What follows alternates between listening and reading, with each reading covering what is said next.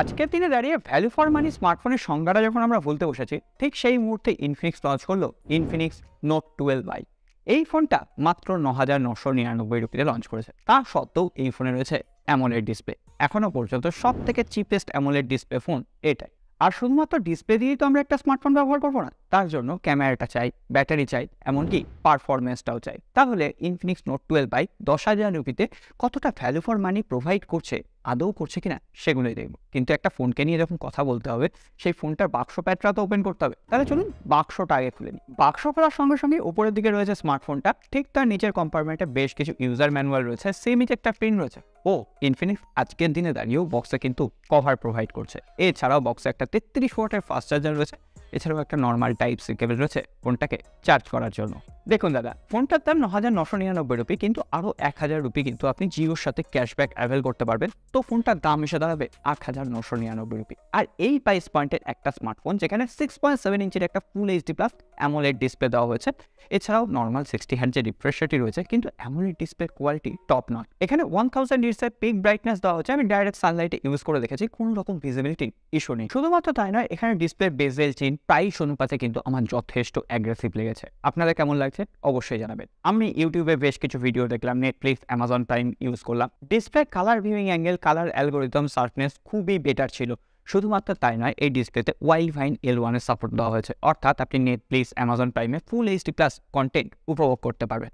আমার মাঝে মাঝে মনে হয় ইনফিনিক্সের মতো কোম্পানির কাছ থেকে ওপো, ভিভোর মতো কোম্পানি যারা এইচডি প্লাস ডিসপ্লে দেয় 15-18 হাজার রুপি প্রাইস পয়েন্টে, তাদের শেখা উচিত। শুধুমাত্র ডিসপ্লে কোয়ালিটি নিয়ে পড়ে থাকলেই তো হবে না, এখানে মাল্টিমিডিয়া এক্সপিরিয়েন্স কেমন সেটাও দেখে নিতে হবে। ডিসপ্লে কোয়ালিটি ভালো, তাই জন্য বুঝতেই পারছেন মাল্টিমিডিয়ার যে ভিউইং অ্যাঙ্গেল এক্সপিরিয়েন্স সেটা দুর্দান্ত। কিন্তু হ্যাঁ, সাউন্ড এক্সপিরিয়েন্সও তো একটা ব্যাপার আছে।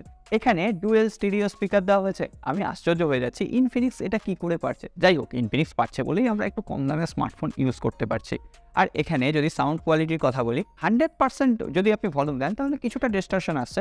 তবে আপনি যদি 80 বা 90%ও শোনেন না, টেবল বলুন, বেস বলুন, ইনস্ট্রুমেন্টালগুলো বলুন, সাউন্ড কোয়ালিটি কিন্তু খুবই ক্লিয়ার এবং সাউন্ড কোয়ালিটি নিয়েও কোনো আমার অভিযোগ থাকছে না। এতগুলো কথা বললাম, কিন্তু ফোনটা আদপে দেখতে কেমন সেটা নিয়ে কোনো কথা বলিনি। হ্যাঁ, ফোনটার ব্যাক প্যানেলে পলিকার্বনেট রয়েছে, নিচের দিকটা ম্যাট ফিনিশ রয়েছে, ক্যামেরা হাউসিং এর পাশে একটু গ্লসি ফিনিশ দেওয়া হয়েছে, যেটা কিন্তু দেখতে ওভারঅল ভালোই লাগছে। হ্যাঁ, গ্লসি ফিনিশিং এর জায়গায় একটু হাতে ফিঙ্গারপ্রিন্ট চলে আসছে। আর ফোনটার ওজন যেহেতু 188 গ্রাম, আপনার হাত যদি একটু বড় হয় আপনি এক হাতেও ইউজ করে নিতে পারবেন, কিন্তু হাত ছোট হলে একটু এক হাতে ইউজ করতে অসুবিধা হচ্ছে। কিন্তু বেশ একটা কম্প্যাক্ট ফিল দিচ্ছে ফোনটা। আর ওভারঅল ফোনটার ডিজাইনের কথা বললে, উপরের দিকে কোনো রকম সেকেন্ডারি নয়েজ ক্যান্সেলেশন ব্যাটার নেই। আপনার ফোনের বাঁ দিকে রয়েছে একটা সিম ট্রে, যেখানে আপনি দুটো সিম এবং একটা মাইক্রো এসডি কার্ড এট এ টাইম ইউজ করতে পারবেন, অর্থাৎ ট্রিপল কার্ড স্লট রয়েছে সোজা ভাষায়।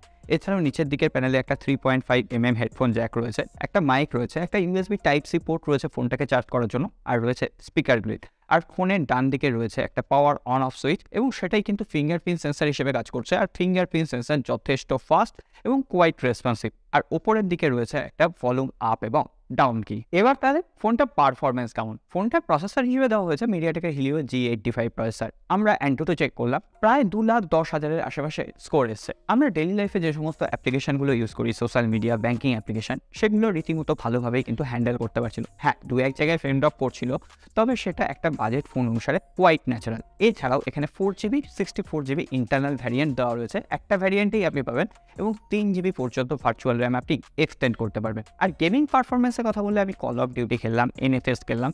কল অফ ডিউটিও কিন্তু 2-1 জায়গায় ল্যাগ করছে, মোটামুটি ফ্রেম ড্রপ করছে।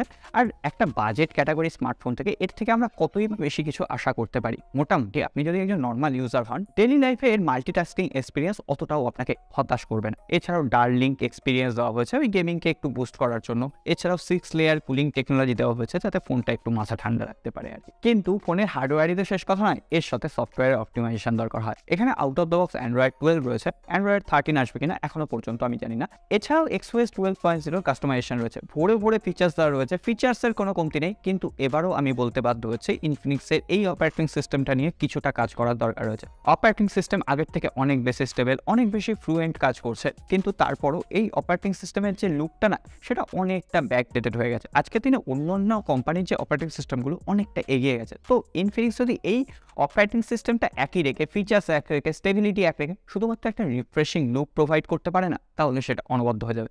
আমি বলবো পিক্সেলের লুকটাই এখানে দিয়ে দিক না, তাহলে সেটা কিন্তু অনেকটা ডিফারেন্স তৈরি করে দেবে। কিন্তু হ্যাঁ, 10,000 রুপির একটা নিচে স্মার্টফোনে এত অভিযোগ না করাই ভালো। 5000 মিলিঅ্যাম্পিয়ারের ব্যাটারি রয়েছে, 33 ওয়াটের চার্জার রয়েছে। যতই আপনি হেভি ইউজ করুন না কেন, একদিনের ব্যাটারি ব্যাকআপ আপনি হাসতে খেলতে পেয়ে যাবেন। এছাড়াও ফোনটা 0 to 100% ফুল চার্জ করতে মোটামুটি আমার 1 ঘন্টা 20 মিনিটের আশেপাশে টাইম লেগেছে। যাই হোক, এবার ক্যামেরা সেকশন নিয়ে কথা বলার সময় হয়ে গেছে, কিন্তু তার আগে সেন্সার নিয়ে কথা বলে দিই। সমস্ত প্রয়োজনীয় সেন্সার অ্যাভেলেবেল রয়েছে। ফেস আনলকের ফিচার্স রয়েছে, যেটা সিকিউরিটি কনভিনিয়েন্ট নয় বলে আমি ইউজ করি না। আর ফিঙ্গারপ্রিন্ট সেন্সার আগেই বললাম খুবই ভালোভাবে কাজ করছে। যাই হোক, এবার তাহলে ক্যামেরা সেন্সারের কথা আসি। 50 মেগাপিক্সেলের প্রাইমারি ক্যামেরা, বাদ বাকি একটা এআই সেন্সার দেওয়া হয়েছে, একটা ডেপথ সেন্সার দেওয়া হয়েছে। মোটামুটি একটা সেন্সার নিয়ে আমরা কথা বলবো। 50 মেগাপিক্সেলের প্রাইমারি ক্যামেরা ডে লাইফে ভালো ছবি তুলতে পারছে, শার্পনেস বেটার ছিল, ডাইনামিক রেঞ্জ ঠিকঠাক মেনটেন করতে পারছিল, এমনকি কালার শিফট খুব একটা হচ্ছে না। আর পোর্ট্রেট মোডও কিন্তু ভালো লাইট পেলে ভালো ছবি ক্যাপচার করতে পারে, S2S ডিরেকশন বেশ পারফেক্ট ছিল। তবে লো লাইটে এলে বাজেট ফোনগুলো কিন্তু বেশ কিছুটা স্ট্রাগল করে, নয়েজ চলে আসে, ছবিতে শার্পনেস নষ্ট হয়ে যায়, এমনকি পোর্ট্রেট ইমেজ যখন আপনি ক্যাপচার করতে যাবেন সেই S2S ডিরেকশনগুলো পারফেক্টলি ম্যানেজ করতে পারেন। সেটা তো আমরা 30,000 ফোনের Redmi Note 12 Pro ফোনটাতেও দেখেছিলাম লো লাইটে পোর্ট্রেট ইমেজের কি অবস্থা। তো ওই ফোনটা ফুল রিভিউ আছে, আমি ওটা লিঙ্ক দিলাম, একবার দেখে নেবেন। সুতরাং ক্যামেরা নিয়ে কিন্তু বেশি অভিযোগ করার জায়গা নেই। এছাড়াও ফ্রন্টে 8 মেগাপিক্সেলের একটা সেলফি ক্যামেরা দেওয়া হয়েছে, যেটাও ডাইরেক্ট সানলাইটে বেশ ভালোভাবে ছবি তুলতে পারছে। তবে হ্যাঁ, স্ক্রিনটা কিছুটা স্মুথ করে দিচ্ছে। তবে এই প্রাইস রেঞ্জে আর কতই বা অভিযোগ করবো। এছাড়াও আপনি ফ্রন্ট ক্যামেরা এবং ব্যাক ক্যামেরা দিয়ে up to 2K video shoot করতে পারবেন। এখন যে ভিডিওটা আপনারা দেখছেন সেটা কিন্তু Infinix Note 12 এর ফ্রন্ট ক্যামেরা দিয়ে করা হচ্ছে, এবং যে লাইটিং কন্ডিশনে আছে, একদম স্টুডিও লাইটিং কন্ডিশনে ছবির শার্পনেস কেমন দিচ্ছে সেটা কিন্তু আপনারা দেখতে পাচ্ছেন। এছাড়াও ব্যাক ক্যামেরা দিয়েও আপনি up to 2K video shoot করতে পারবেন, কিন্তু আমি বলবো বেস্ট রেজাল্টের জন্য আপনি 1080p up to 60 fps A video shoot করুন। তাহলে এবারে এক কথায় সিদ্ধান্তে আসি, এই ফোনটা কতটা ভ্যালু ফর মানি। আমি বলবো আজকের দিনে 10,000 রুপিতে one of the best value for money, কারণ এই ফোনটা এমন কিছু জিনিস অফার করছে যা এই প্রাইস পয়েন্ট অন্য কোনো স্মার্টফোনে পাবেন না। প্রথমত অ্যামোলেড ডিসপ্লে দিচ্ছে, এছাড়াও ডুয়েল স্টিরিও স্পিকার রয়েছে, 5000 মিলিঅ্যাম্পিয়ারের ব্যাটারি, তার উপর ফাস্ট চার্জিং টেকনোলজি রয়েছে 33 ওয়াট। ওভারঅল প্রসেসরটাও কিন্তু একেবারেই কম নয়। আপনি যদি নর্মাল ইউজার হন, ডেইলি লাইফের টাস্কগুলো এই মোবাইলটা ভালোভাবে হ্যান্ডেল করে দিতে পারবে। আপনি একটা জিনিস হ্যান্ডেল করতে পারেন, নিচের সাবস্ক্রাইব বাটনটা। আর এই ধরনের এক্সক্লুসিভ রিভিউ যাতে মিস না হয়ে যায়, অবশ্যই বেল আইকনটা প্রেস করে রাখবেন। আজকে আর কথা বলা আছে না, দেখা হবে আগামী